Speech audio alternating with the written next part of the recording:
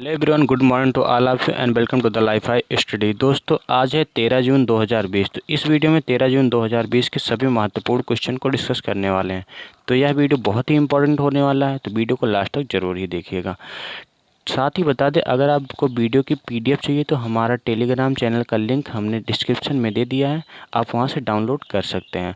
और अगर आपने पहली बार हमारे चैनल पर विजिट किया है तो चैनल को सब्सक्राइब करिए, और अगर आपको वीडियो अच्छा लगता है तो वीडियो को लाइक करिए और दोस्तों के साथ शेयर करिए। आज का हमारा पहला क्वेश्चन है, मर्सर के 2020 कास्ट ऑफ लिविंग सर्वे के अनुसार प्रवासियों के लिए भारत का सबसे महंगा शहर निम्न में से कौन सा है? तो इसका करेक्ट आंसर हो जाएगा मुंबई। मुंबई जो है मर्सर के 2020 कास्ट ऑफ लिविंग के अनुसार मुंबई जो है भारत का सबसे महंगा शहर है प्रवासियों के लिए, यानी जो विदेशी आते हैं वो रहने के लिए। ठीक है, विदेशी क्या, एक प्रदेश से दूसरे प्रदेश में जाने वाले, मुंबई में जाने वाले, उन सभी के लिए महंगा प्रदेश है जो मुंबई में जाके रहते हैं। ठीक है, मर्सर के अनुसार आप लोग याद रखिएगा, मुंबई जो है 2020 का सबसे महंगा शहर है भारत में। ठीक है, चलिए इसके बारे में बात कर लेते हैं, इसके बारे में डिटेल से बात कर लेते हैं। देखिए, मर्सर ने 2020 में रहन सहन की लागत यानी कास्ट ऑफ लिविंग सर्वे किया, जिसके अनुसार मुंबई जो है विश्व में 60वें स्थान पे है। विश्व में 60वें स्थान पे है, लेकिन भारत में पहले स्थान में है। ठीक है, और अगर वहीं पर हम एशिया में बात करें तो एशिया में 19वें स्थान पे है। ठीक है, विश्व में 60वें स्थान पे, एशिया में 19वें स्थान में, भारत में पहले स्थान पे मुंबई महंगा शहर में है। ठीक है, वहीं पर अगर हम नई दिल्ली की बात करते हैं तो वह 101वें नंबर पे महंगे शहरों में। अगर वहीं चेन्नई की बात करते हैं तो 143वें नंबर पे ये महंगे शहरों में आता है। ठीक है, वहीं अगर हम बात करते हैं सबसे सस्ते शहरों में, जो सबसे सस्ता शहर है यानी जहां आप कम खर्चे में रह सकते हैं, वो बेंगलुरु है और कलकत्ता है, जिनकी रैंकिंग 171 185 क्रमशः है। ठीक है, और अगर हम विश्व स्तर पर सबसे महंगे शहरों की बात करें तो विश्व स्तर पर सबसे महंगा शहर जो है हांगकांग है। ठीक है, हांगकांग है सबसे महंगा शहर। ठीक है, दूसरा सबसे महंगा शहर की अगर हम बात करें तो अशगाबाद है। अशगाबाद जो कि तुर्कमेनिस्तान की कैपिटल भी है। आप लोग यहाँ से 2 पॉइंट याद रखिएगा, तुर्कमेनिस्तान की कैपिटल क्या है, अशगाबाद है, और दूसरा महंगे शहरों में इसकी काउंटिंग क्या, दूसरे नंबर पे है। वहीं पर तीसरे और चौथे नंबर की बात करें, जापान का टोक्यो तीसरे नंबर पे है, और स्विट्जरलैंड का ज्यूरिख कास्ट ऑफ लिविंग एक किस नंबर पे है, ये है 5वें नंबर पर। ठीक है, आप श्रृंखला याद रखिएगा। ठीक है, चलिए बढ़ते हैं अगले क्वेश्चन की तरफ। हमारा नेक्स्ट क्वेश्चन है, राज्य खाद्य सुरक्षा सूचकांक 2019-20 से संबंधित निम्न कथनों की पुष्टि कीजिए। तो यह कथन जो हैं आपके लिए बहुत ही इंपॉर्टेंट होने वाले हैं, तो आप कथन को ध्यान से सुनिएगा। ठीक है, क्योंकि ये जो हमने क्वेश्चन रखा है ये परीक्षा के दृष्टिकोण से बहुत ही महत्वपूर्ण क्वेश्चन है। ठीक है, कथन हमारा एक है, देश के बड़े राज्यों में गुजरात, तमिलनाडु और महाराष्ट्र शीर्ष पर है। ठीक है, खाद्य सुरक्षा सूचकांक की बात की जा रही है। देश के बड़े राज्यों की अगर हम बात कर रहे हैं तो गुजरात, तमिलनाडु और महाराष्ट्र शीर्ष पर हैं, यानी क्रमशः शीर्ष पर हैं गुजरात, तमिलनाडु और महाराष्ट्र। वहीं अगर हम छोटे राज्यों की बात करें तो गोवा पहले नंबर पे, मणिपुर और मेघालय क्रमशः जो दूसरे और तीसरे नंबर पर हैं। गोवा पहले नंबर पे है, मणिपुर और मेघालय तीसरे नंबर, लेकिन ये छोटे राज्यों की बात कर रहे हैं। ठीक है, वहीं पर अगर हम केंद्र शासित प्रदेशों की बात करें तो चंडीगढ़ पहले स्थान पे, दिल्ली दूसरे स्थान पे, और अंडमान निकोबार द्वीप समूह एक कितने नंबर पे, तीसरे स्थान पे। एक केंद्र शासित प्रदेश है, चंडीगढ़ पहले स्थान पे, दिल्ली जो है दूसरे स्थान पे, अंडमान निकोबार द्वीप समूह ये किस नंबर पे, ये है तीसरे नंबर पे। ये हम केंद्र शासित प्रदेशों की बात कर रहे हैं। तो ये तीनों ही कथन हमारे सही हैं, इसलिए करेक्ट आंसर हो जाएगा ऑप्शन नंबर 4 हमारा करेक्ट आंसर हो जाएगा। एक बार क्वेश्चन को हम फिर से समझ लेते हैं। तो राज्य खाद्य सुरक्षा सूचकांक 2019-20 के अनुसार बड़े राज्यों की बात करें तो गुजरात, तमिलनाडु और महाराष्ट्र पहले, दूसरे, तीसरे नंबर पे हैं। छोटे राज्यों की बात करें तो गोवा पहले नंबर पे, मणिपुर दूसरे नंबर पे, मेघालय तीसरे नंबर पे है। और अगर हम केंद्र शासित प्रदेशों की बात करते हैं तो चंडीगढ़ पहले नंबर पे है, दिल्ली दूसरे पे है और अंडमान तीसरे नंबर पे है। ठीक है, आप एक क्रम याद रखिएगा, एक खाद्य सुरक्षा सूचकांक के जो जारी किया गया उसकी रिपोर्ट के अकॉर्डिंग है। ठीक है, अब एक खाद्य सुरक्षा सूचकांक कौन जारी करता है इसके बारे में देख लेते हैं। तो ये खाद्य सुरक्षा सूचकांक जारी करता है भारतीय खाद्य सुरक्षा और मानक प्राधिकरण, यही जारी करता है राज्यों का खाद्य सुरक्षा सूचकांक, जो कि 2019-20 में जारी किया गया। ये कब जारी किया गया? इस 7 जून 2020 को विश्व खाद्य सुरक्षा दिवस पर जारी किया गया। ध्यान से सुनिएगा, विश्व खाद्य सुरक्षा दिवस मनाया गया कब? 7 जून 2020 को। 8 जून वाले में हमने ये बताया भी था कि खाद्य सुरक्षा दिवस जो है कब मनाया गया। ठीक है, तो विश्व खाद्य सुरक्षा दिवस मनाया गया 7 जून को। अब इसकी थीम की बात कर लेते हैं। इसकी थीम क्या थी? तो खाद्य सुरक्षा सभी का सरोकार, खाद्य सुरक्षा सभी का सरोकार, खाद्य सुरक्षा दिवस की क्या थी? थीम थी। ठीक है, हमने बड़े राज्यों की बात की थी, छोटे राज्यों की बात की थी, केंद्र शासित प्रदेशों की बात की थी। तो बड़े राज्यों में क्या था? गुजरात पहले नंबर पे था। वहीं अगर हम छोटे राज्यों में बात करें तो गोवा पहले नंबर पे है। केंद्र शासित प्रदेशों में बात करते हैं तो चंडीगढ़ पहले नंबर पे था। याद रखिएगा, ये तीनों क्वेश्चन जो हमने तीनों कथन दिए हैं, वो कथन से ये क्वेश्चन पूरी तरह से रिलेटेड है और वहीं से क्वेश्चन ज़्यादातर पूछे जाते हैं। ठीक, चलिए बढ़ते हैं अगले क्वेश्चन की तरफ। नेक्स्ट क्वेश्चन है हमारा, किस जहाज निर्माता ने कोस्ट गार्ड के लिए ICGS कनकलता बरुआ नामक फास्ट पेट्रोल वेसल डिलीवर किया है? तो यह जो वेसल डिलीवर किया गया है garden reach ship builders and engineers के द्वारा। ठीक है, ये जो हमारी निर्माता कंपनी है इसी ने ही अब इस श्रृंखला की, यानी जो ICGS श्रृंखला हमने बताया, इसकी 5वीं शिप जो है कोस्ट गार्ड को पोर्ट किया है। तो आप इसके बारे में थोड़ी सी देख लीजिए, एक शिप है क्या, एक कार्य क्या करती है।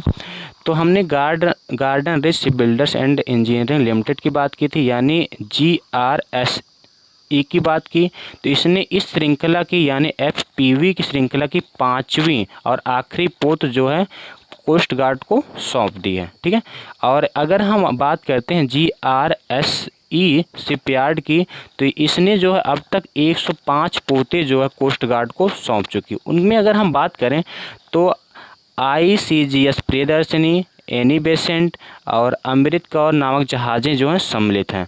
अगर हम वहीं पर हम बात करते हैं ये कार्य क्या करेगी, जो हमने अभी बात की कि GRSE की इसकी बात की, तो ये 34 समुद्री मील से अधिक तेज़ चल सकती है।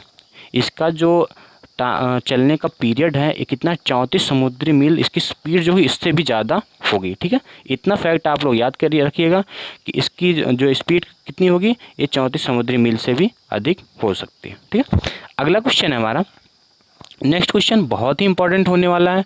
ये रेटिंग एजेंसी एक है फिच एक रेटिंग एजेंसी है, उसके मुताबिक जो है 2020 और 2022 में भारत की GDP ग्रोथ रेट कितना रहने का अनुमान है। ये 2021 और 22 की बात हो रही है।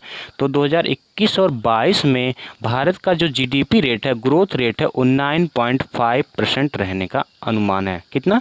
9.5% रहने का अनुमान है।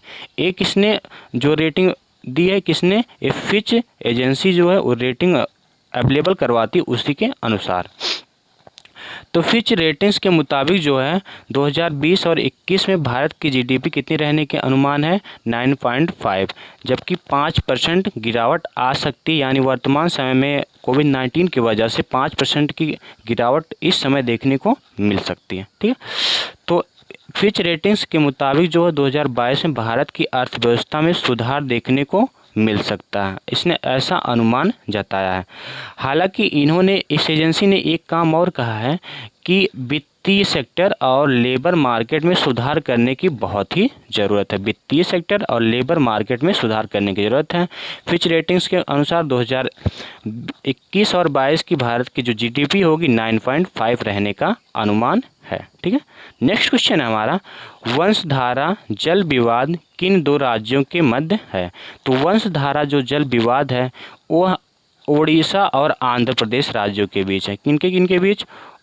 ओडिशा और आंध्र प्रदेश राज्यों के बीच। ध्यान रखिएगा, वंशधारा एक नदी है, उसी को लेकर के जल विवाद हुआ है। किसके बीच? उड़ीसा और आंध्र प्रदेश।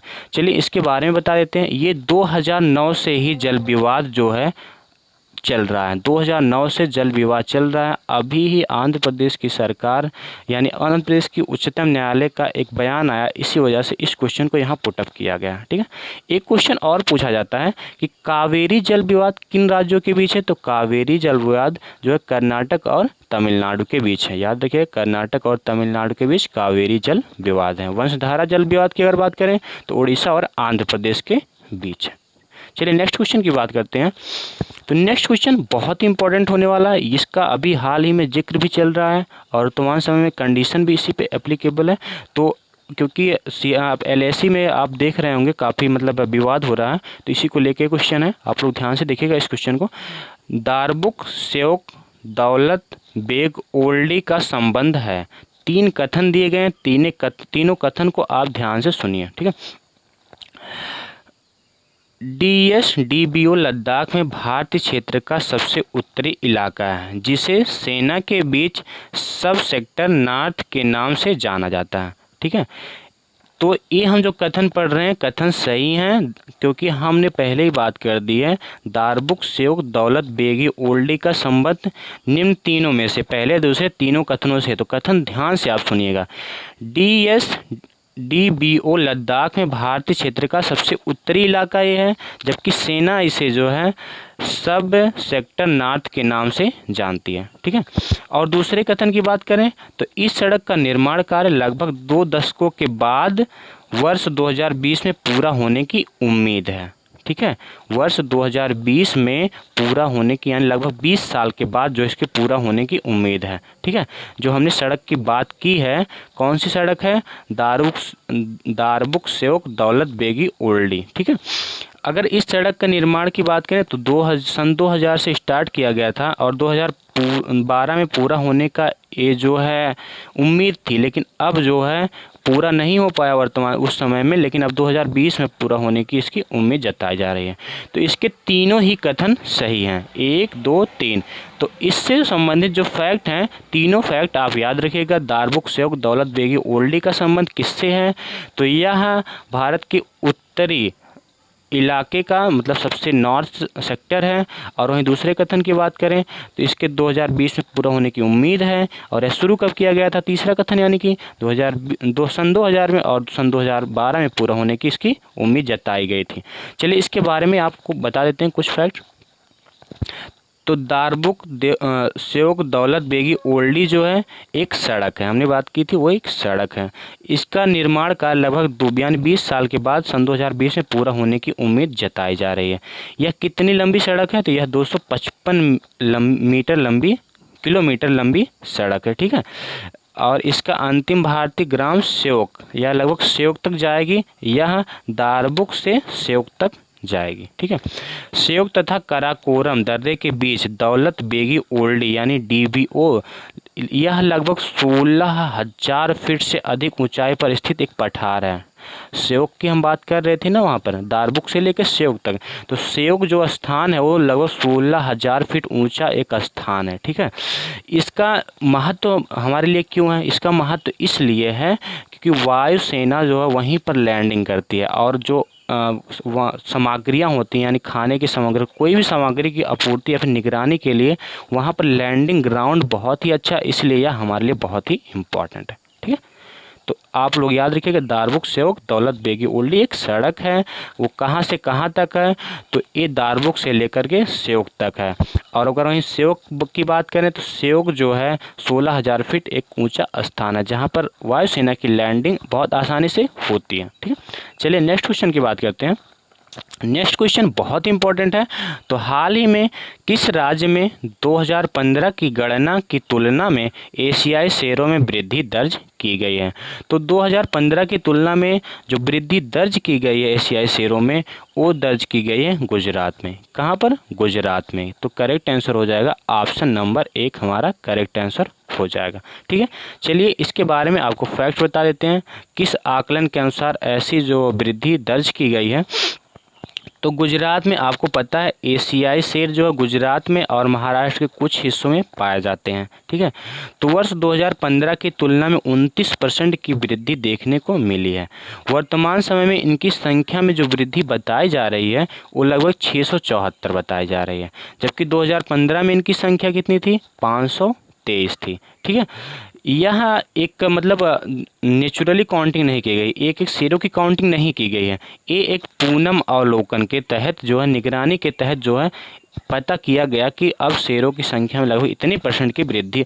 अब यहाँ पर एक बात आ गई, पूनम अवलोकन। तो पूनम अवलोकन क्या है, इसके बारे में आपको बता देते हैं। पूनम अवलोकन जो है प्रत्येक माह जो है पूर्णिमा की तिथि में जो है यह कार्यक्रम, हर महीने पूर्णिमा तिथि में जो है यह पूनम अवलोकन का कार्यक्रम आयोजित किया जाता है। कब से आयोजित किया जाता है, तो वर्ष 2014 से आयोजित किया जाता है। वन विभाग ने 2015 में शेरों की जनगणना की थी, उस समय जनगणना हुई थी, लेकिन इस समय जो रिपोर्ट आई है यह पूनम अवलोकन के तहत ही रिपोर्ट आई है, ध्यान रखिएगा, ठीक है। चलिए इसके बारे में बता देते हैं, यानी पूनम अवलोकन होता कैसे है। तो पूनम अवलोकन जो होता है वन विभाग और क्षेत्रीय कर्मचारी यानी कि जो अधिकारी होते हैं वो 24 घंटे में, यानी उस तिथि के, यानी पूर्णिमा की तिथि में 24 घंटे में अपने क्षेत्रों के शेरों की संख्या का पता लगाते हैं और उनकी अवस्थिति के आंकड़े को जो है दर्ज करते हैं। इसी के अनुसार जो है गुजरात में शेरों की संख्या में वृद्धि दर्ज की गई है, कितने % की, तो 29% की। चलिए नेक्स्ट क्वेश्चन की तरफ बढ़ते हैं।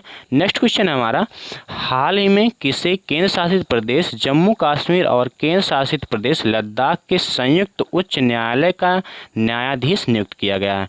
तो आपको एक चीज़ यहाँ से याद रखना है कि जम्मू कश्मीर और लद्दाख क्षेत्र का एक संयुक्त उच्च न्यायालय है, ठीक है, संयुक्त उच्च न्यायालय है। तो इसके जो अभी ही न्यायाधीश नियुक्त किए गए हैं तो ये हैं जावेद इकबाल वानी हैं। कौन है, जावेद इकबाल वानी, इन्हीं को नियुक्त किया गया है जम्मू कश्मीर और लद्दाख क्षेत्र का न्यायाधीश। इनको वैसे एक नॉर्मली बात पूछते हैं आपसे, आपको ये कमेंट बॉक्स में लिखना है कि जो न्यायाधीशों की नियुक्ति है कौन करता है, न्यायाधीशों की नियुक्ति कौन करता है, आपको ये कमेंट सेक्शन में बताना है। और लास्ट में आपसे क्वेश्चन तो पूछेंगे ही, लेकिन कमेंट सेक्शन में इसको ज़रूर बताना है, ठीक है। चलिए इनके बारे में, जावेद इकबाल वानी के बारे में बता दें। तो जावेद इकबाल वानी जो थे एक प्रतिष्ठित वकील थे। कौन थे, एक प्रतिष्ठित वकील थे। तो बीते 7 वर्षों में यह पहली बार हुआ है कि कश्मीर के किसी वकील को जम्मू कश्मीर उच्च न्यायालय में न्यायाधीश के रूप में नियुक्त किया गया। 7 साल में पहली बार हुआ। तो यानी क्वेश्चन बहुत ही इंपॉर्टेंट होने वाला है कि जावेद इकबाल वानी को जो है लद्दाख और जम्मू कश्मीर का न्यायाधीश नियुक्त किया गया, वो क्या थे, वो एक वकील थे, ठीक है।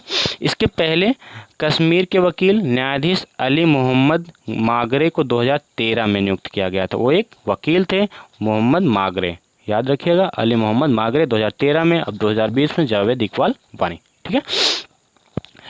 अगर हम बात करते हैं जम्मू कश्मीर और लद्दाख, तो ये 31 अक्टूबर 2019 को केंद्र शासित प्रदेश बनाया गया था। तो आप ये तो जानते ही हैं कि जम्मू कश्मीर और लद्दाख अब 2 अलग अलग केंद्र शासित प्रदेश बने हैं। कब बने, 31 अक्टूबर 2019 को ये बनाए गए थे, ठीक है। नेक्स्ट क्वेश्चन है हमारा, हाल ही में भारत सरकार ने बांस के आयात पर लगने वाले सीमा शुल्क को 10% से बढ़ाकर कितना कर दिया है, तो 10% से बढ़ा करके 25% कर दिया गया है। तो यह क्यों किया गया है, तो भारत सरकार ने इस पर भी तर्क दिया है। तो आप इतना याद रखिए कि बांस के आयात पर 10% से शुल्क 25% किया गया है। क्यों किया गया है, तो सरकार का वित्त मंत्रालय, यानी वित्त मंत्रालय की अगर रिपोर्ट के अकॉर्डिंग हम बात करें तो यह जो है आत्मनिर्भर भारत योजना के तहत किया गया है। इसकी वजह से जो छोटे किसान होंगे उनको भी लाभ पहुंचेगा और अगरबत्ती निर्माताओं को भी लाभ, छोटे किसानों के साथ साथ अगरबत्ती जो निर्माता हैं पहले उनको ही लाभ पहुंचा था, अब छोटे किसानों को भी पहुंचेगा। इसके पहले इसका लाभ सिर्फ बड़े अगरबत्ती निर्माता ही उठा पाते थे, क्योंकि बांस के आयात पे जो है कम शुल्क लगता था, अब शुल्क बढ़ाया गया है, तो इससे छोटे किसानों पर भी फ़र्क पड़ेगा। ठीक है, आज का हमारा क्वेश्चन यहीं पर समाप्त होता है। अब आपके लिए क्वेश्चन है, आपके लिए क्वेश्चन ये है, आपको ये बताना है कि विश्व बैंक ने पश्चिम बंगाल की सरकार को कितना ऋण देने की घोषणा की है। आपको ये कमेंट सेक्शन में कमेंट करके बताना है।